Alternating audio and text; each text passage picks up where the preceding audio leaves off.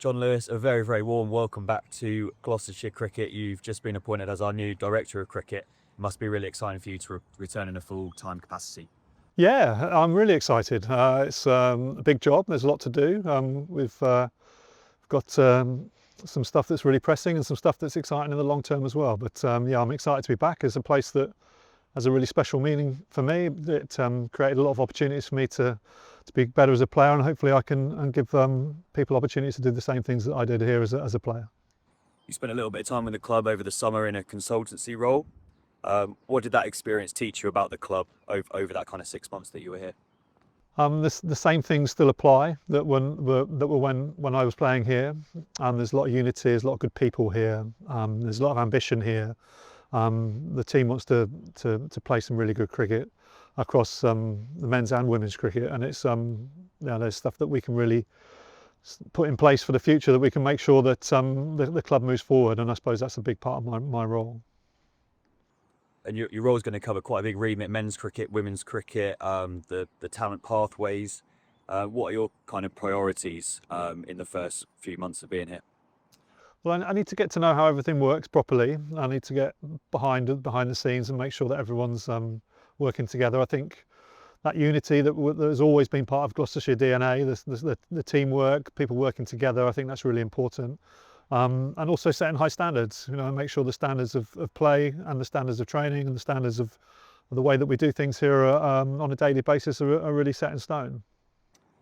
And in the women's game, it was the first year that we were operating in the Tier 2 kind of structure. What are your kind of longer term objectives for the women's game, looking 3-5 years into the future? Well, I think I want this place to become a place where women really want to come and play cricket, and they're really excited about coming to play cricket for Gloucestershire. They're really connected to the club. They're really connected to what we're trying to do. And also then, we hope that down the line that there's more opportunity for us to move from Tier 2 to Tier 1. And that'll be a big goal for us here at the club. And my experience in the women's game, with combination with the people that we're working around that, I'm hoping that this becomes a place where players become really fond of playing, and they feel like they're able to grow and to learn and to get a lot better at playing cricket. And in terms of the pathways, it's currently headed up by Laura Charles-Price. It's obviously going to be really central to the future success of the club. What areas are there for kind of development in that space that will ensure a strong pipeline of players in the future?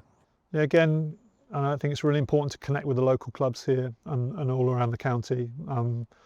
We haven't really had a really strong production line of cricketers coming from Gloucestershire and Bristol. I think that's a high priority for us here at the club, is to make sure that we put the processes in place that are able to produce Gloucestershire cricketers from Gloucestershire. The academy's done well; it's produced some good cricketers over a long period of time. But actually, cricketers from Gloucestershire, I think, is really, really important, that we're able to grow cricketers from the city of Bristol and the Gloucestershire community. The men's team had a bit of a mixed season, you could say. Finished sixth in the county championship. We managed to get to the knockouts of the One Day Cup, but failed to do so in the Blast. How do you see your kind of role developing in men's cricket, and how closely will you work with Mark Elaine? Well, my role in that space would be really around supporting Mark and his ambitions for the team. I'm here to help him develop the team and develop the squad. We've obviously lost some players over the course of the last 2 or 3 months, and it's important that we try and work out how to replace those players, whether it's from within the squad or from outside or from overseas. So we've got some real thinking to do in that space, and to make sure that the club becomes really competitive across all formats next year. Looking at your own kind of cricketing journey, obviously started here as a player. What kind of have you learned across your career that you think will put you in a really good place to take the club forward? Oh wow, good question. That's a big question. Yeah, so I grew up in Swindon, a Wiltshire boy, so reasonably local. I came down the M4 and played the majority of my playing career here, and I had a great time, really great times playing cricket here for Gloucestershire. We won a lot of trophies and we were really successful, and I obviously managed to push on and play for England. So those are the things that I really want to share with that journey, to share that journey with people, that makes them feel like that journey is a journey that they're capable of.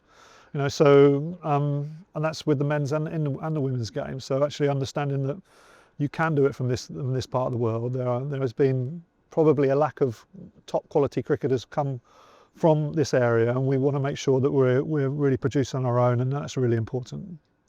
One of the kind of key things I suppose you'll have to look at over the next year or so is balancing that immediate performance next season with your longer term objectives of you joining the club. How do you plan to kind of strike that balance between the two? Yeah, it'll be a tricky balance. You know, like, there's some gaps to be filled, like we've already talked about, especially in the men's game. There's some gaps there that have been left by our bowling group, so we've got to really prioritise working out how to get some guys in to support the guys that we've already got, and then retaining our better younger players. And I think that's a really important part of what I'm going to do. We've got some really good in our batting group in particular, some really good cricketers. So retention is really important. And then it's about, you know, strategizing and making sure we've got a vision of where we're going, and making sure that we're really clear about the things that, you know, the head coaches, both men's and women's head coaches, want to put in place to make sure the teams can move forward in the right direction. Just a couple more questions, but first, is there a favourite kind of playing memory you have at the club? Is the one that really stands out to you? Oh yeah, again, lots of great times here. Yeah, we played some great we had a lot of home semi-finals, and we had some really good ones. I remember a game here against Lancashire in particular. I can't remember if it was Benson Hedges or NatWest, that we came down. Lancashire had a pretty star-studded team, and we sent them back up the road to Manchester with their tails between their legs, which was great fun. And also the first one we played, the first time you do anything is really groundbreaking, I suppose, for Gloucestershire to get to a Lord's finals and to be part of those teams. I think we beat Sussex in the semi-final, the first one we won. That was really special. And then I suppose later down the road, I represented England here at Bristol, and that was again a really special day. I managed to be out and on the ground when Kevin Peterson was smashing them everywhere, and hit the winning runs myself to get us over the line against Australia on the home ground in front of my home crowd. That was a really special time. So hopefully we can bring some special times back to Gloucestershire.